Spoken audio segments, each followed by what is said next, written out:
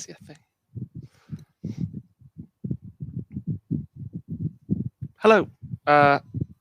This is the Shiny Applications segment, I believe. Session? I think it's a session.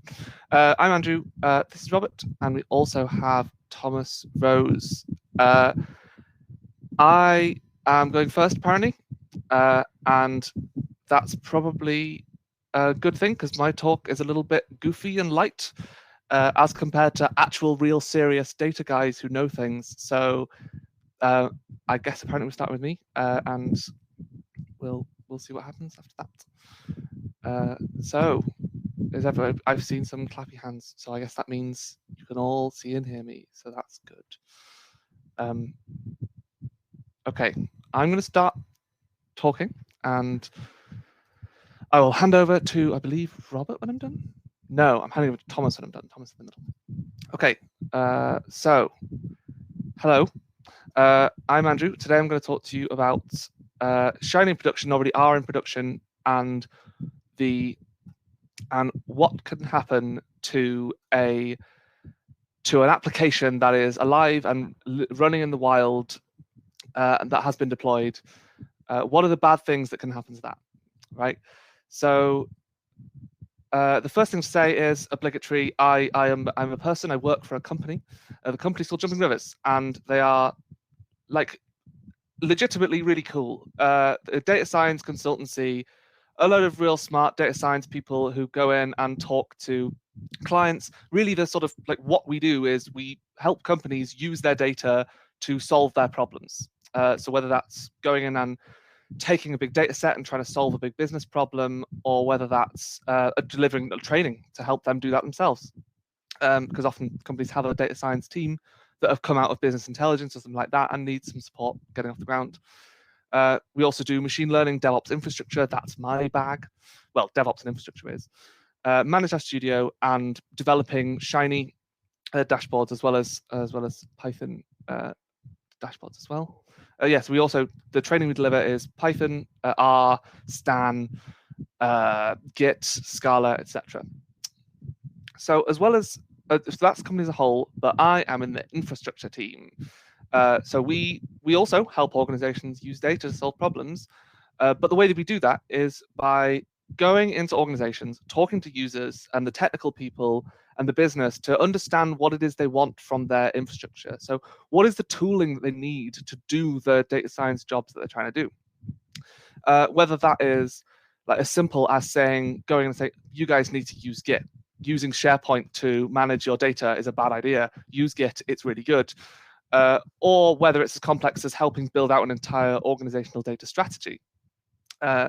And then what we do from that is often we'll design, deploy, and maintain these infrastructure tools. So whether that's our Studio Workbench, or if it's deploying custom cloud infrastructure around a R or a Python application, or whether that's building a data pipeline to take dirty data from a source, clean it, build models out of it, deploy those models somewhere that an API can use them, etc. So that's what we do in infrastructure. So who is this talk for? Oh yeah, if you care about the stuff, you can drop us a line at those places, by the way. So who is this talk for?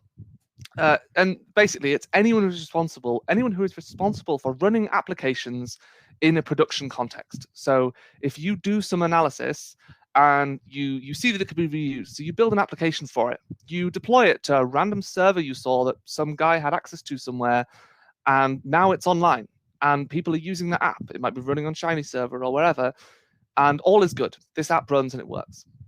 But once you've done that, what happens now, right? So you've got the server, you've deployed it and people are using it. You've got this application running on it that people are using and it's adding value to the business, like this little finance report here. But once that application is out, and especially on the internet, there's suddenly a lot more eyes that can get to it than you might think.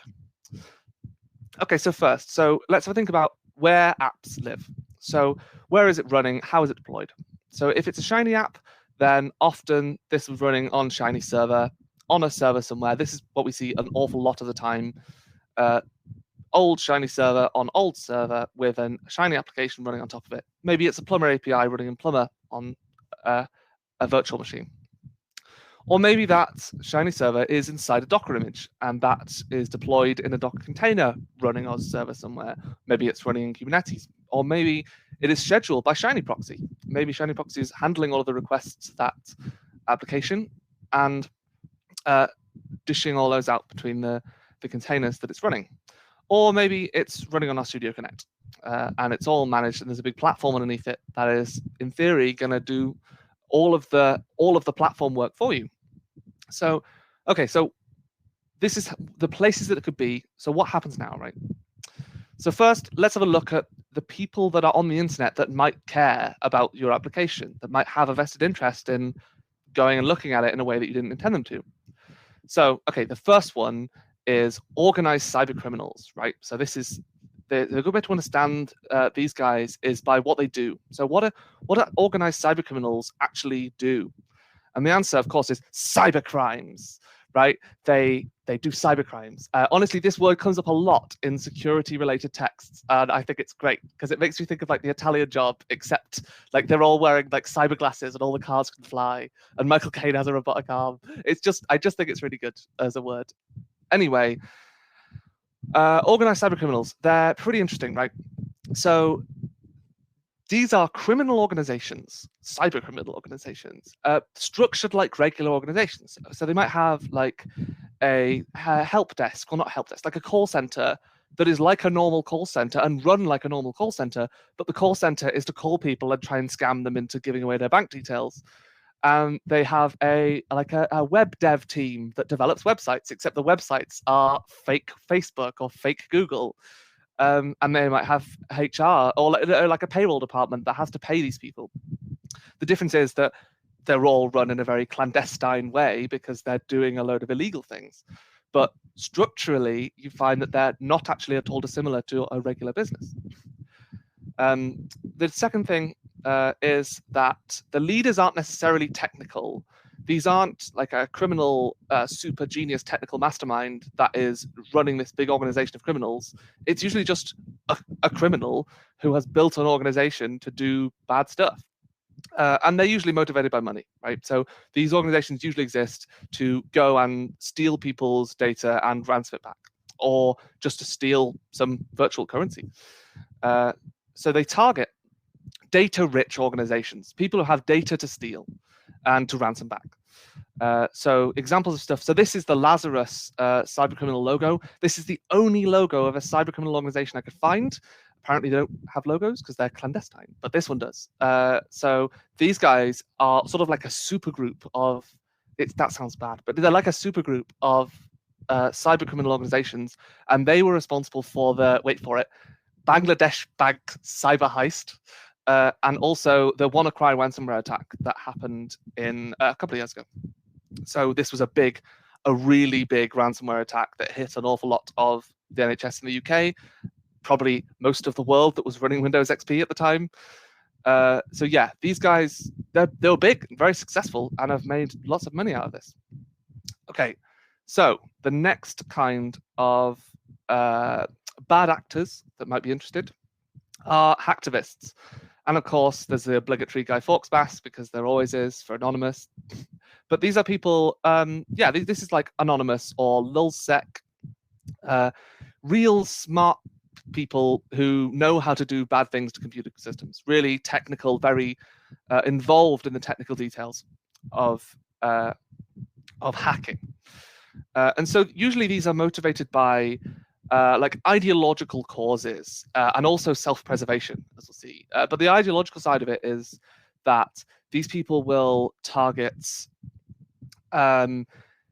anyone that opposes freedom of information. So anyone that's interested in digital rights management, DRM, so Sony, for example, were a target, and anyone who opposes everything being free. So the Pirate Bay, these guys are big fans, etc. Right? Another thing that they don't like, although they do like, is exposing government corruption. So ideas of like the Snowden leaks, WikiLeaks, all that stuff. Some of the information that comes out of sites like WikiLeaks has been exposed by hacktivist collectives that have gone and done the legwork to go and get that information, to expose that stuff. But it's still very much illegal. Like everything these guys do pretty much is illegal. Don't get me wrong. But yeah, so who do they target? So it's usually governments and big corporations. So the first one is the US Navy. I mentioned this first because for some reason the US Navy gets hacked way more than any other part of the government in the US does. I don't really know why. They just seem to regularly get hacked by anonymous. Then the US government, other governments, also people who threaten to reveal their identities. So if a organization finds out something about members of hacktivist collectives, there will often be a retaliatory attack on that organization's website, anger about revealing their identities, and yeah, anyone who opposes internet freedoms. So the last one, the last kind of people I'm going to talk about are script kiddies. Now, yeah, it's a bit incongruous compared to cybercriminals and hacktivist collectives, but seriously, they're actually a real issue. Script kiddies are okay. You all know the people in the admin department who make this massive access database that does something really convoluted, but it just about works, right? Script kiddies are to hackers what those admin people are to data scientists, right? They don't know a lot of stuff. They use pre-built tools. They know enough to be really annoying. So yeah, this is the picture I've got for script kiddies. So also they've got a very bad rep. The picture, so they're seen as infantile, not knowing anything. Everyone looks down on them, right? And so this is the picture I initially had for them, but the eyes freaked me out a bit, so I went back to this one. But anyway, they are motivated by fun and vandalism, ruining other people's things, right? Destroying their organization's reputation, etc. And yeah, doing fun bits of hacking that they can do with their tools. And their target is humans and anything vulnerable targets. So these kiddies are rapidly growing up and becoming essentially very technical or reasonably technical con artists. So they're very big on human factors engineering. Now, the one of note that I'll mention is Lapsus $, who are a collection of script kiddies, and they attacked Okta, and they broke in and they exposed a lot of information from inside Okta, the big authentication platform provider, a bit like you see Google logins and Microsoft logins to services. You will often see also Okta logins. Lapsus $, broke in and exposed a lot of information that was inside their systems. And as a result, there was huge reputational damage to Okta and to a client that used them. And it took them months to actually respond to this attack. Except Lapsus didn't actually get into any of Okta's systems. All they did, or what they did, was sent a phishing email or maybe a phone call to a support engineer in a third-party organization that Okta hired to do their tech support. They got the password of this support engineer, and they used it to get on a phone call with the support engineer and one of the clients. So all they saw was a web page that was the client's login to their little Okta page with a little Okta logo at the top. But this was enough to take these images, post them in their Telegram channel, and get massive, massive media attention because it looked like it was from inside Okta itself. The point being that you don't need to be incredibly technical and breach into someone's deepest, darkest secrets in order to do a load of vandalism damage to their reputation. That's why script kiddies are dangerous, right? Okay, so what are the ways in which these bad actors can impact your application? The vulnerabilities, right? So the first place to look is within Shiny itself, since we're talking about Shiny applications. Now, there haven't been many vulnerabilities found within Shiny itself. I could only find one real vulnerability. But when I say there haven't been many vulnerabilities found, that is not the same as saying Shiny isn't vulnerable. In the same way that there have been many, many more vulnerabilities found in the Django Python framework than there have been found in the Flask visualization framework, But that doesn't mean that Flask is way more secure than Django is. It means that a lot more people use Django and hence have looked for the vulnerabilities in the framework.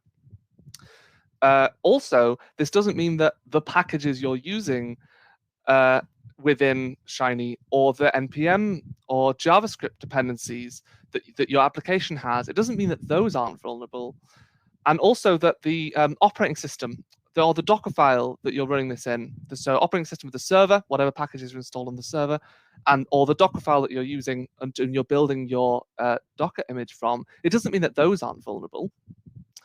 So yeah, so I've got one vulnerability for each of these, a path traversal in Shiny itself, and a vulnerability in a Docker file which allows you to manipulate a request sent to a database. So yeah, so it's important not to confuse obscurity of Shiny and not finding many vulnerabilities with actual security.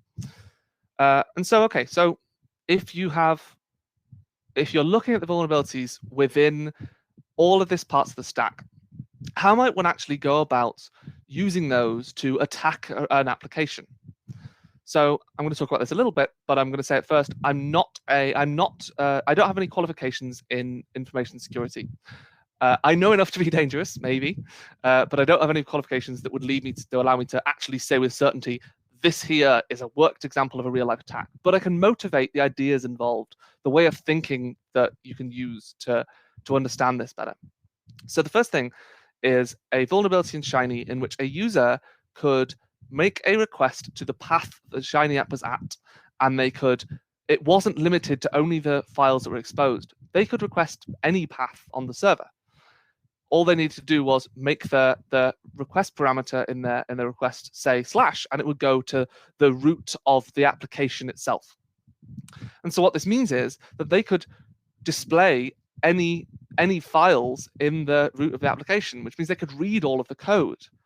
And because they could read all of the code, they could see the obligatory .env file or .renv file in the root of the code base, which had all of the secrets in it, which means that they could see the connection string to the database, which was in that environment file, as it usually is because you're developing it locally and it lives in renv. And when you deploy it, you didn't think any more about it, right? So let's have a think about this then. If we've got a vulnerability in a package in the Docker file, which allows you to manipulate a request sent to the database, and you know the connection string to the database now, you can manipulate that request to instead say, read all of the data back and send it to me, or read all of the data back and send it into a file. So now, by combining two seemingly unrelated vulnerabilities, you can steal all of the data in the server. And so this is a data breach, right? This is what the implication of that is that you can steal that data. Or if you can manipulate the request to say, drop the database, you would have data loss. And if you were to drop the database, then the application would no longer function, and that would be called denial of service, where you've broken the application so other people can't use that service. Okay, so how might one prevent this then? So a good way to think about this is, how can we ask ourselves questions about the scenario we're thinking about to understand, ask them some questions about the application to understand why this happened. So firstly, why was the application vulnerable in the first place? I mean, the answer is because nobody updated it. The patch for the vulnerability that I described was updated 2 years ago, but there wasn't a patch policy in place, so nobody updated the application, so it's still there in this hypothetical scenario that definitely hasn't happened.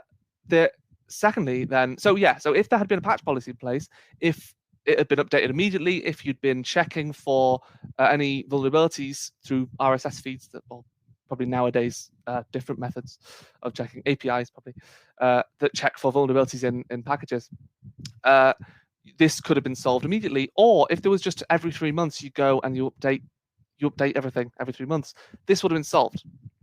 Secondly, why was I able to exploit it? And the answer is because there was nothing stopping me, right? There was nothing in front of the Shiny application which was checking the traffic which was passing through and seeing if it looked suspicious. This is what a web application firewall is. This looks at the web application traffic that is going through it. So this sits in front of the application, between the user and the application, and scans the traffic that goes through it. If it sees something that looks like suspiciously like a path traversal attempt, it can block it and just stop it right there, blacklist the IP that it came from, and you're done.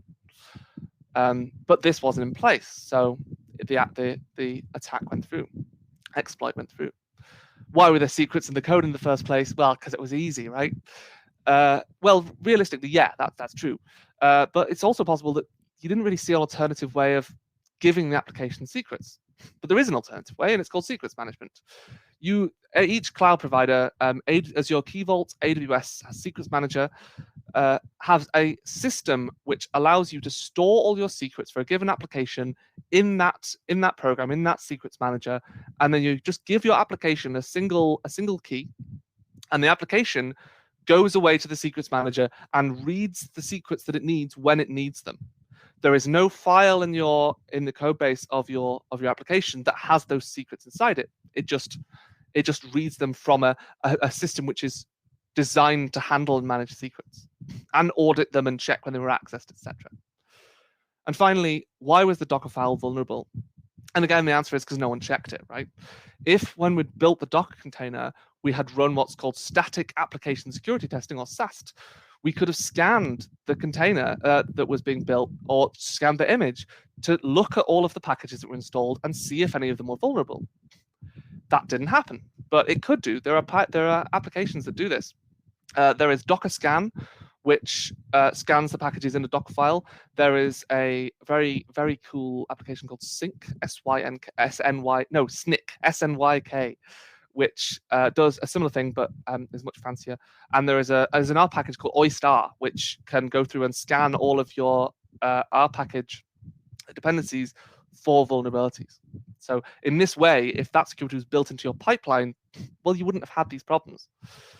So each one of these things on its own, right? If we'd asked ourselves these questions, we can think about then some really sort of best practices in security of a deployed application, and say, okay, patch policy, just update your stuff, right? Update your application. It's not. I mean, it is hard. I do it as a job, and it's hard, but it's important. Having an application firewall, having something in front of your application that is dedicated to vetting the traffic that goes to it, managing your secrets in a separate place to your application, and decoupling the identity of the application from all of the bits of access that it has to other APIs that it accesses, or the database, storing those credentials elsewhere. And then pipeline security. When you're developing your code, when you've committed it, automating the process of scanning each part of it for vulnerabilities. So I am running out of time because it took us a while to figure out how the broadcast worked. So I will skip over cloud infrastructure smells. But if you're interested, I did a talk at YR last year that covered a load of this stuff. So go and find my name on I don't have a link. I'm sorry. But the thesis of this whole bit is that firewalls really important, really, really important. Ask me later if you're interested. And then finally, so what have we learned? Oh, hang on, someone is unmuted. Is it me? I don't know. Anyway, what have we learned? Okay, so Shiny in production. So what does it look like? It looks like R on a Shiny server, or in Docker, possibly with Shiny proxy, or sat on a Connect server. Who are the baddies? Who are the people that are going to attack an application that's deployed? These could be serious organized cybercriminals. These could be a hacktivist collective, or even just some script kiddies that happen to have a good day. And so what are vulnerabilities? These can be in different layers of the application itself. These can be in the application code. These can be in the Shiny framework itself. These can be in the dependencies or in the infrastructure underneath. And how can they exploit it? Like what are the sequence of steps that we could take to mitigate the defenses of each of those parts of your infrastructure stack? And then what we can do to stop them. So the best practices allow you to do something about that. And then cloud infrastructure concerns. And so by thinking about all these things, by asking yourself these questions, and by researching the answers, hopefully you can avoid being the victim of cyber crimes. Thank you for listening to my talk.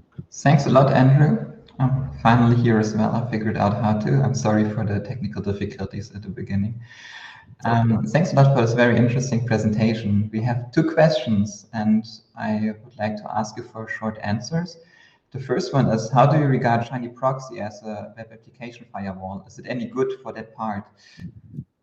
So, Shiny Proxy doesn't act as an application firewall, but it does act as a proxy. So it sits in the same place that an application firewall would sit.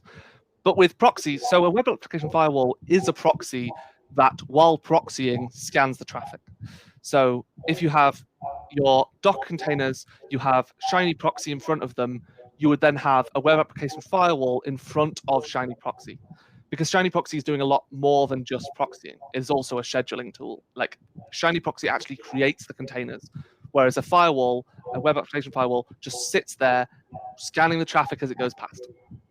Okay, thank you. The other question was actually not a question in this regard.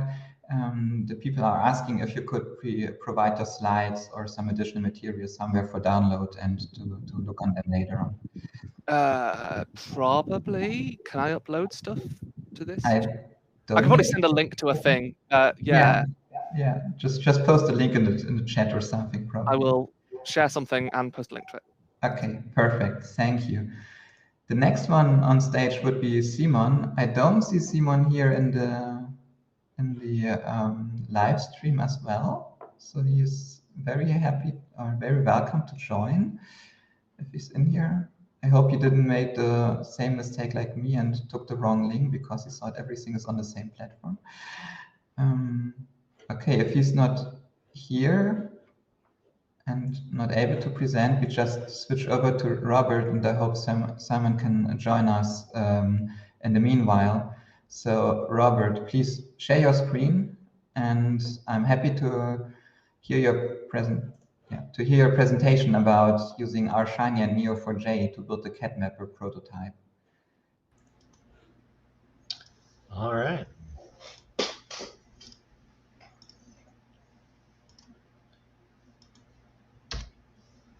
Slides up. Yes. Okay. Well, hello everyone. Today I'll review the CatMapper application, or applications, because the CatMapper package is designed to serve multiple applications off of one package. The website catmapper.org is currently live for testing, but the code is not yet available for release. Right now it's just a prototype. I'll review the purpose of the application, why we chose Shiny, give a live demonstration of the app, and talk about some of the lessons we learned along the way. Hopefully I'll mention a few things that are useful to you. Our primary purpose is not to give a tutorial on how to program in Shiny. There are plenty of those available on the internet already. I can do a better job than I can, but I hope this presentation will give you something to think about. My co-author Dan is an epidemiologist/anthropologist at ASU, Arizona State University. He studies big data sets. The problem is, to get the big data sets, he first has to join lots of smaller data sets. These data sets contain ways of categorizing people into ethnicities, political districts, languages, and religions. Challenge is that each data set encodes the names of these entities differently. Combining data sets can take hours, days, or even weeks, and involves a number of really complicated decisions. There's always the chance of a mistake, but these decisions are rarely documented and shared. This is a serious barrier to transparent, reproducible research and to open science. I'll give you some examples of what this looks like. So this represents one row from 2 data sets. One data set has information on Miami-Dade County wealth data, and the other data set has information about Dade County health. We learned that both of these counties are in the state of Florida, and that Dade County changed its name to Miami-Dade County. Therefore, we can merge these 2 data sets. So that's pretty simple. If you have a lot of data, it can be time consuming, but it's not so hard. But sometimes the combination of data isn't so simple. In this slide, we have one data set that has wealth data for the ethnic group Mande du Sud. And we have some wealth data. In the other data set, we have a bunch of different ethnic groups, and we learn that these three ethnicities are all subgroups of the Mande du Sud. So we can combine these three ethnic groups into one new group, the Mande du Sud, and combine the wealth data and the health data. So once we've done that, we can start combining all of our data sets. But when we're working with big data, it can start to get really overwhelming really fast. And so we need a way to automate this process in a way that captures the decisions we've made and stores them for future use, and so that other people can see what we've done in a way that we can share that with others. So we needed to build an application to do that, but we needed to do that with limited funds because we had only a small startup grant initially. And so we needed to do that without having a dedicated software developer. So given my background in R and Shiny, this is where we decided to start, and indeed why I was brought into the project as a graduate student, because of my background in R and Shiny. And I am actually an archaeologist by trade. I've used R and Shiny for my archaeology work. And so because of that, we decided to develop two different applications at the same time. One that focuses on ethnic groups, and another that focuses on archaeological data sets, because we realize that we have the same sorts of problems in archaeology. We have lots of different site names, types of pottery, types of arrowheads. We really need to use the same tools to merge archaeological data sets together as we do for the ethnic groups and other types of data sets that my co-author was working with. So I'm going to go to the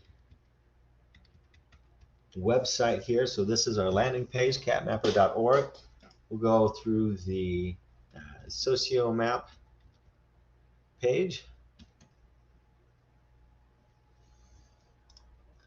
There's our landing page. We have a little pop-up letting you know that this is just a prototype. Also on the landing page, we have a live look at the database. Every time we add some more information, this will be updated. This tells you how many of the different types of nodes we have, districts, ethnicities, languages, religions, how many relationships we have between each of these types of nodes, and then how many relationships we have between each of the data sets we have and between each type of node. The most developed part of the app so far is the Explore page. So in order to figure out that the ethnic groups were all subgroups of the Mande du Sud, we have to do some digging. And once we have that information in the database, it'll allow other users to see those same relationships. So we can search for each of these categories we have, including subcategories such as administrative district levels, like admin 0 is country level, this would be state level, etc. We can search by name, by key, which is how the category is encoded in a data set, and we'll see an example of that later. SocioMap ID is a unique number given to each node, so we can tell them all apart. Some labels have other information we could search by, but let's search for the ethnic group Dan. We could also limit it by country and by time range. We can see what it matched to the unique ID of the country. And we have a bug I haven't worked out yet. Sometimes it won't show up right away, and sometimes it does. So still a little bit of work to do. But if we go back and click on it again, we have category information, information from each data set, a live leaflet map, and then network information. For the data sets, we can see all of the different ways that the data sets refer to it. Dan, Dan Yakuba, Yakuba Odan, Geo. These are all names for the same thing. We can see some contextual information like dates, countries, populations. And one neat thing is if there's a URL for the data set, then we can just click on that and view any other data that's linked to it. And if we look at the contains relationship, we can see, oh, Dan is a subgroup of the Monde du Sud, which we can just click on to explore further and see these three groups that we saw in an earlier example. We can see all the connected districts, languages, and all the data sets that are connected. If there's too many to view, you can just look at it one at a time. And so that's a quick overview of our Explore page. The heart of the app will be the Translate page. It's a little limited right now. We've gone through a redesign. Eventually, you'll be able to search by multiple categories at once. Right now, we'll upload a test data set. So we have districts, countries, ethnicities, and languages. So the idea would be to first say match the country and then maybe the district and then the ethnicity, so you can really limit it so you don't accidentally match an ethnicity from the state of, or from the country of Liberia to country of Turkey or something else. I'll give you an example of that. So let's search for the ethnicities and quickly do a full text match using the Apache Lucene index. And we have Aja matched to Ajar, and we see that Aja is in Turkey and Georgia, but the Aja we were looking for was in Benin. So this is a bad match. So we can remove that and rematch it, or we can go explore the match and see if there's a better one we can find. Afrikaans matched to Afrikaner, and we see that that's an alternate name. So there was no matching difference in the names. They're in the same country. So that's a good match. So once we've figured out all of our matches and they're all good, we can upload them to the SocioMap database so we can keep a permanent record of all of the matches we've made. And we have to log in because we're making a change to the database so we can see which users are making changes and store that information. So we use the Shiny Auth package. I won't demonstrate how we would do that, but I will note that if you're an administrative user, you can also make other changes to the database as needed here. And the last function of the Shiny app that I'll show is this merge datasets. So this is just in its beginning stages. We'd like to have a lot more advanced functionality in the future, but this gives you a basic idea of how we can merge datasets. So if we click on these three surveys, you can see that this Aja ethnicity is used by all three datasets, and that one encodes Aja by Q84.1, the other by Q79.121, the other by Q79.101. But sometimes it's more complicated. This encodes it by two different variables, and this one by these two different variables. So it becomes a complicated process, but SocioMap keeps track of how all of these have been encoded by different data sets. And other data sets might encode these differently, but however the user decides that this is a match, that's what is stored. So people can disagree, and that's okay. Whatever is decided by the user, that's what will be in the database. So that's our demonstration of the app. Let's bring it back to PowerPoint.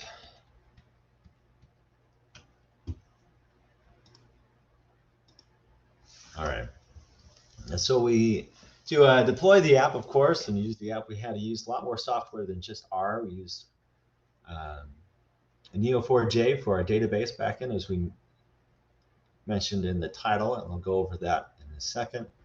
But we also relied on a lot of other things as well. I don't have time to talk much about Docker.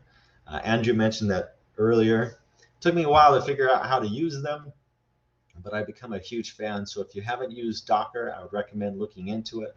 It's a great way to contain everything in your app so that dependencies don't break it. It also makes it a lot easier to deploy it to the server. So Neo4j is our database backend. Of graph databases aren't very common. They work just like a network graph. You have nodes with relationships in between them. And if you think in terms of a relational database, if you're familiar with those, then each row is a node in the database, just like this. And joins between the tables are these relationships. Table names are labels, such as district and ethnicity, and columns are properties. So each node can have a property. Now, one of the great things about graph databases, one of the reasons to use them, is that they don't require joins, so it actually speeds up the database a lot, and that each of these relationships can have properties. So it makes it a lot easier to describe the relationships between the properties, and it's a much more natural data model. Our data is naturally in hierarchical relationships, so you can keep the natural structure of the database in this graph structure rather than trying to flatten it out into a table structure. You can still export your data as a table and put it in whatever format you'd like, but you can also have multiple types of relationships in between each of the nodes, and it just gives you a lot more flexibility than you have in a relational database.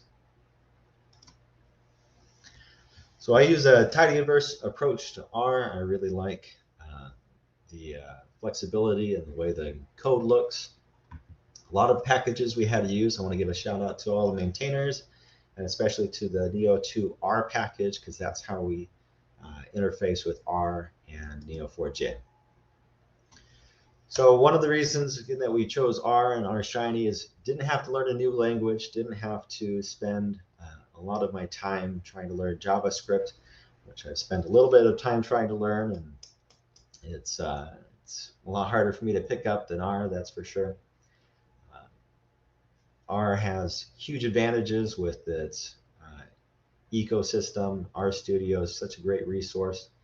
And again, just open source tools are a fantastic way, I think, to build out your applications, especially coming from an academic background.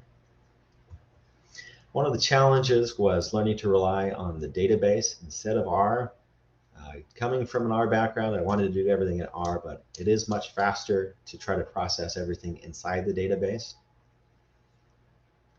I'll skip ahead a little bit.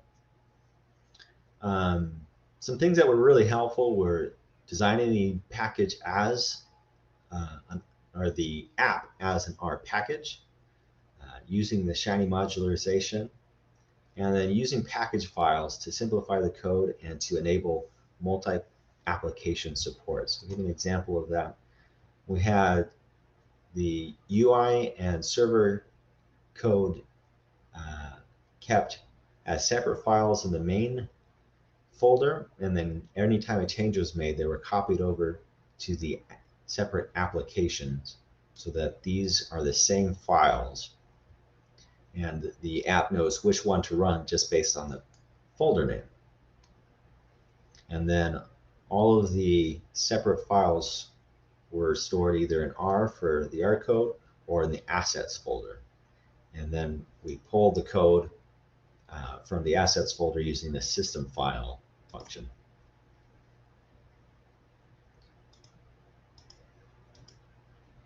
Let's just a quick look at what our UI and server code looked like. The server code is only 46 lines, including spaces, because everything's modularized. It's just a great way to keep everything really neat and separate.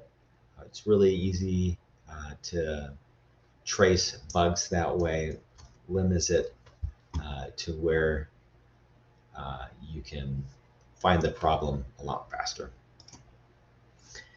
And then multi-application support, so we can, instead of hard coding things into it, you can just look for the file name, say ArcaMap here, Sociomap there, or we can use lookup tables to find the variable that we need for the particular application. And then running low on time, so the last thing I want to say is run into a lot of problems, and this isn't specific to R or Shiny, but trying to make things look nice or particularly user friendly. We thought, hey, it might be nice for the user to have this little checkbox here or this thing there. And we wasted a lot of time, I think, when we could have been making the app work.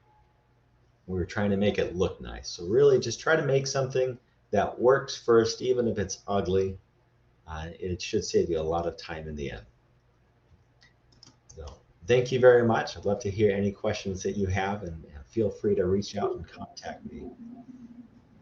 Yes, thanks a lot, Robert, for this very are there any questions from you? And maybe Robert, they got feedback. Are there any questions? There are none in the Q&A, but we have a couple of minutes left. And hopefully Simon makes it over to the speaker area soon.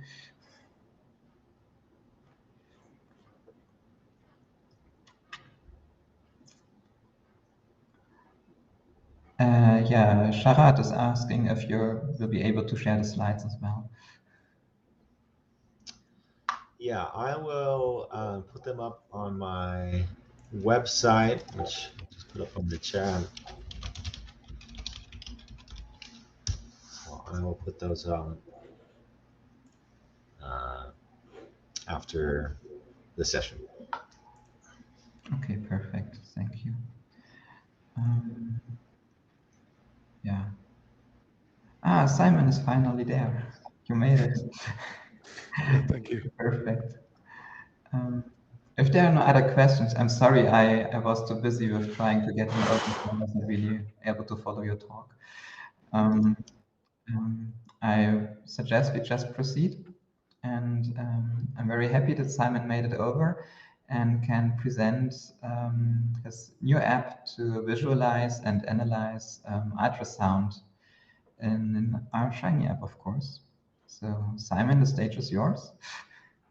Thank you very much. And can you hear me? Yes, we hear you perfectly. Excellent. And thank you for your patience. We also see your screen, but not your presentation yet.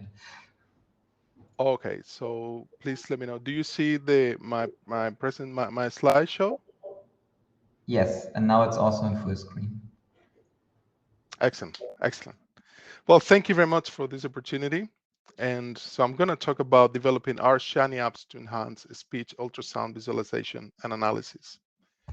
In terms of the background, when we talk about speech production research, this is mainly focused on how the movement of speech organs, tongue, lips, jaw, etc., are used in the production of language, of speech.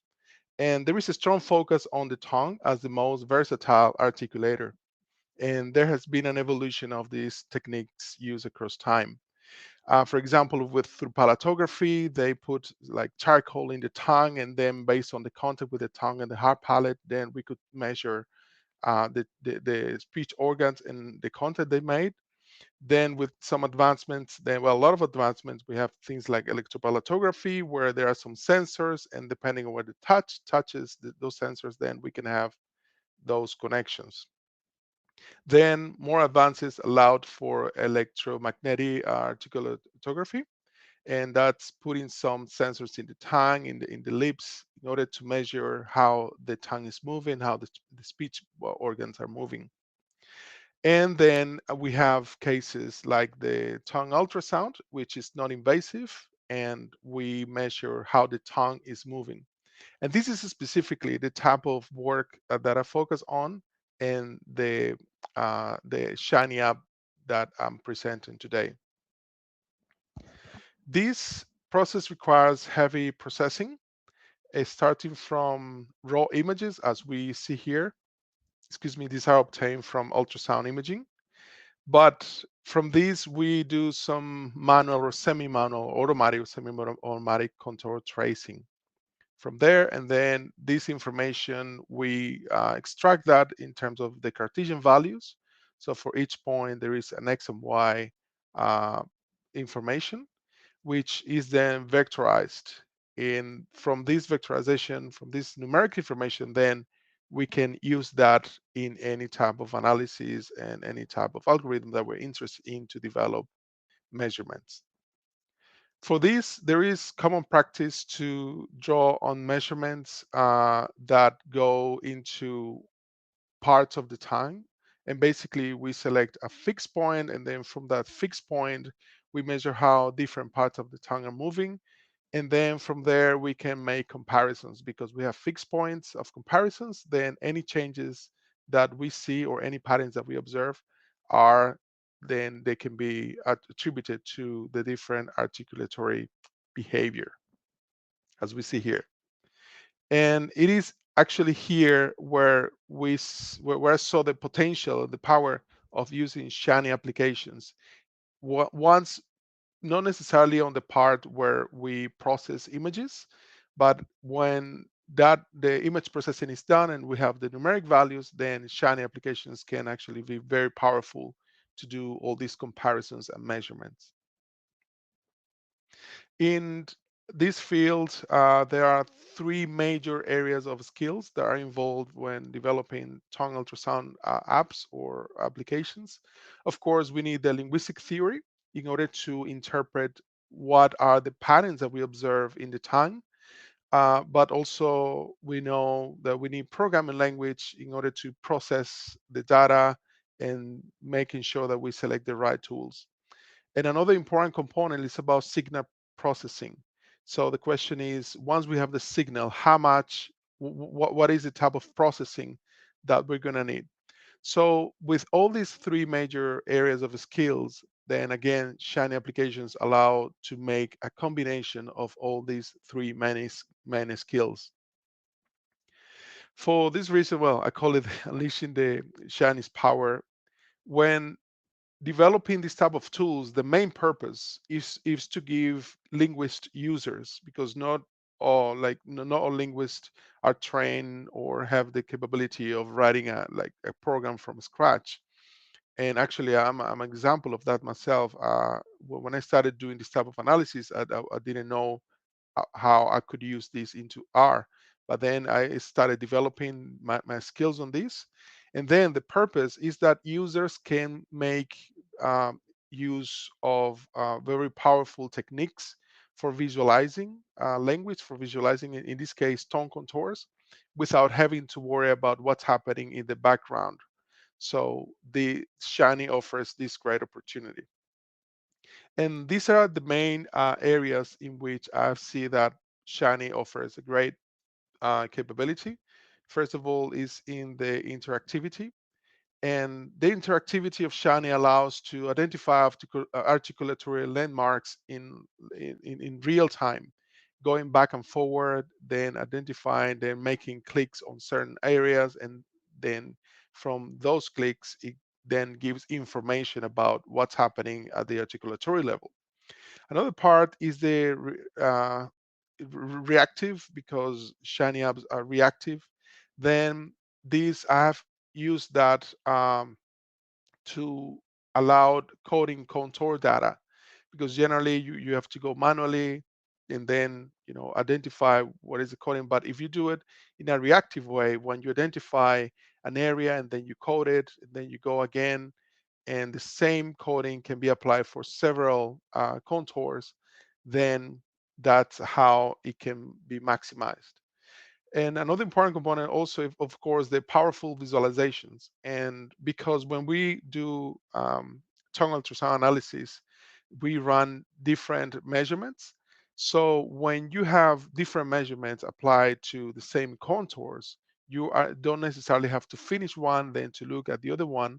But using visualizations in R through Shiny, then we can actually run several measurements at the same time. And in one visual, we have different measurements. So this really enriches the way we can do this type of analysis. The fourth one is about having robust mathematical calculations, and that R offers this great platform. There are great packages and libraries that allow us to do many powerful mathematical calculations, because these, when we model the movement of the tongue, mathematical calculations are an essential component of this. So R also allows us to do that. And that's when we apply, for example, parallel statistical approaches that are coupled with a visualization. And last, the expansion capability in which we can add the latest developed algorithms. And this is a powerful opportunity here and capability of Shiny, because every time people are developing new methodologies to analyze tone contours, so we are not limited by the like a software or an application that it is closed, and if you want to implement something new, it doesn't work. But for Shiny, we can do this. And actually, I'm recently developing, adding more machine learning approaches to this, and this can be easily implemented in this type of application. Another part of expansion capability is because there are many users, and basically a specific study optimize it to what you have available or to the theoretical questions that you may have. So again, Shine applications allows us to do this type of changes. Sorry, can you hear me? Yes, we hear you. Okay, that's good. Thank you, because I lost the connection here. Okay, here we go again. Okay, now I'm going to give a presentation on how the app works, and also the components that I'm maximizing, the ones that I just mentioned. And what we see here is the main section of the app. At the left here, we have the selection components. It's basically users, because I wrote this app in a way that it can be done from many different extraction software. So there are many software that people are using, different ones. So I use this one to account for many different ways in which the data can be ingested. And also something important in ultrasound analysis is that because every person has a different shape, a different size of the vocal tract, things have to be individually analyzed. So I maximize this in a way that the user can look at specific speakers, individual speakers, but looking across all the data that is available for that speaker. And also because it is a massive number of contours that are needed. So this is in a speech, like a couple of seconds can include hundreds of contours. Then doing something that is interactive then allows us to be more effective in the work that we do. And at the right here is the visual updates. So all the changes that are made on the selection panel, then everything is updated. And as we can see here, users can click on the visual uh, pane here, panel. So when they click on that, they have information, the numeric information about distances, velocities, and everything that they need. And for that, I'm using ggplot, and I'm customizing ggplot for all these modifications, these changes that users can do here. Another important component here, and that has to do with the coding of the data, is that users can actually create labels. When they create the number of labels, we call them landmarks. So landmarks are uh, like different in time. When we articulate sounds in time, we say create what's happening, what are the previous segment, what happens at the main consonant, what happens after that consonant. So users can select the number of landmarks, then they give them the labels they want, and then from there it updates to all the data that is available. And then I'm going to show how they can assign those created labels here. For that, this is another very important component in the app, because in order to identify the landmark, or when a sound is happening, is it a vowel, is it a consonant, is it at the beginning, is it at the end, we need to look at contours in context. And this is very important, because if we don't know the context, then we are limited to know what is happening about the nature of that specific segment. But through this interactivity, then we can look at contours. We can look at what is after here. For example, the green ones are the ones that are after, and the red ones are the ones that are sorry, the green ones are the ones that are before, and the red ones are the ones that are after. So in this case, I can clearly see what is happening before, what is happening after, and then I can assign that specific contour to the label that I previously created. So I don't need any software. I don't need to go into the spreadsheets, but I can use this interactivity to code my data. Once it is the different landmarks are identified with the labels I create, then it goes to the rock bed of the measurements. And what it does of the measurements is it makes a lot of calculations instead of angles. So it looks at a field of view, then it starts creating all these lines here in order to capture as much as articulatory activity as it is this speaker. And then they have a selection here if they want to go wide, if they want to go narrow.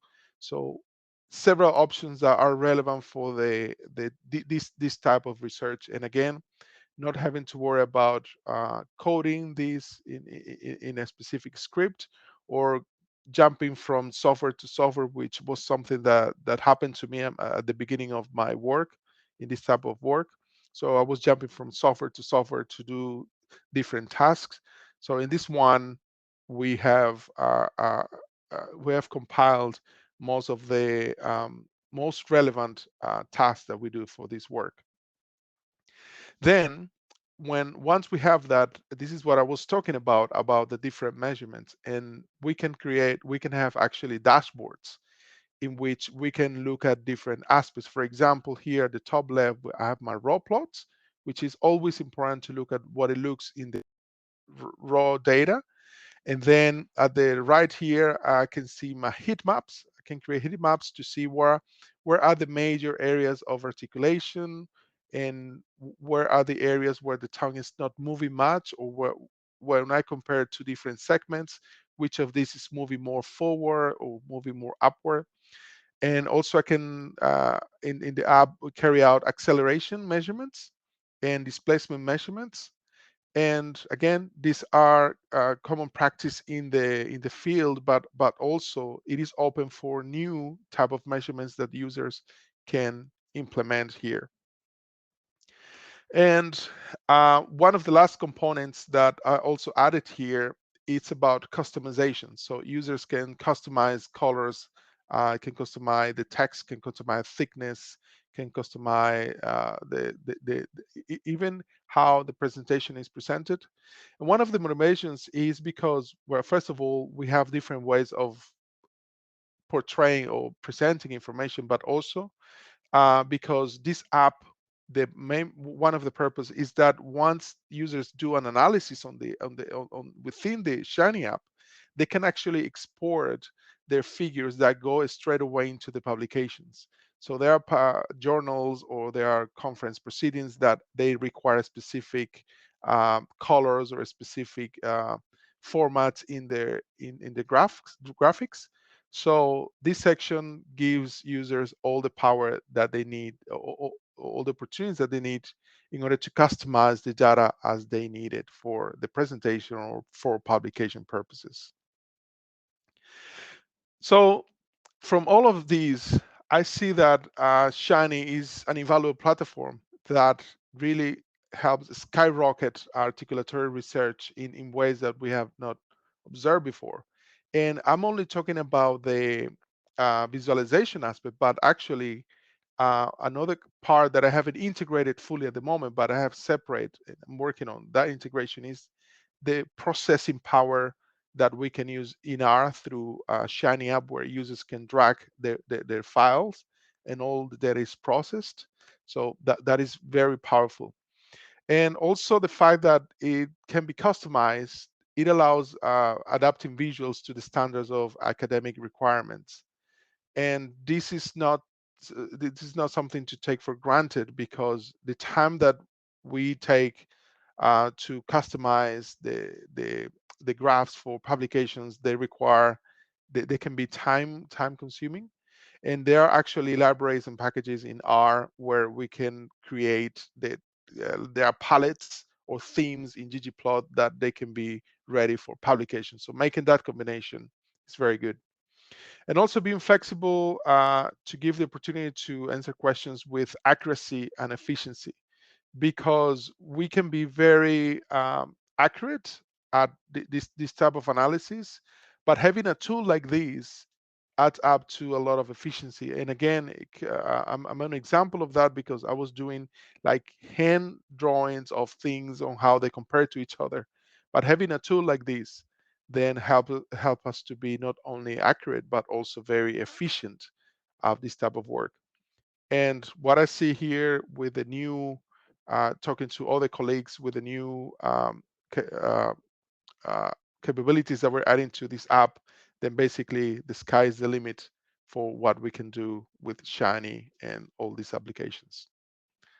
Well, thank you very much for your attention. Yeah, thanks a lot for this very exciting talk. I come from a different direction, but I had with my Shiny app quite the same questions about presentation and publication-ready plots. Are there any questions from the audience? I don't see any in the Q&A yet. No. Okay. Then I actually have a question. I assume your app is accessible online, or should be accessible online, or is it meant to be local? Yes, I have it on GitHub. It is available on GitHub. The only reason I put like a version online, but the only reason that I was seeing maybe because of the processing that I was working on, it was very heavy and it stalled a lot when we tried to upload large files. And so yeah, for that reason, I decided to put it on GitHub so anybody can access that and download the source code and everything. And maybe with more power and let's say, I don't know, having more capability on that, it can be online. But yeah, at the moment, it's just you get it and put it locally. I'm actually thinking about putting it as converting that as a package and standalone package, so I can try that. Okay, yes, thank you. The question was more about how you deal with this unpublished data if they had to be sent to the app, if the app would be on a web page actually, but if you install the app locally, then the app comes to you and to your data. And Yes. yeah. That's Yes, no, that's right. one of the aspects we had to figure out, how to provide confidence that we don't steal data from our colleagues in this regard, basically. Okay, thank you. Yes. No. Thank you very much for your help. Yes, thank you. Thank you. There's a question for Robert. Okay, yeah, we have a couple of minutes left. If there are other questions for the two talks, you're very happy to put them in the Q&A. Robert, you're still on the stage. Perfect. How do you manage authentication for editing the database? Do you need Neo4j Enterprise Edition, or do you manage it independently? That's a great question. We can't afford Neo4j Enterprise, so we manage it independently.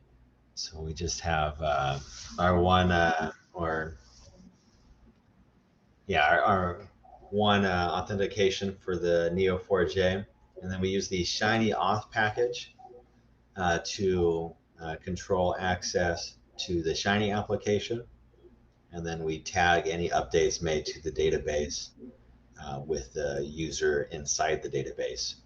And so it's all managed kind of internal to the database rather than using Neo4j's user management, which would be nice to use Neo4j's. That would be great, but it costs too much.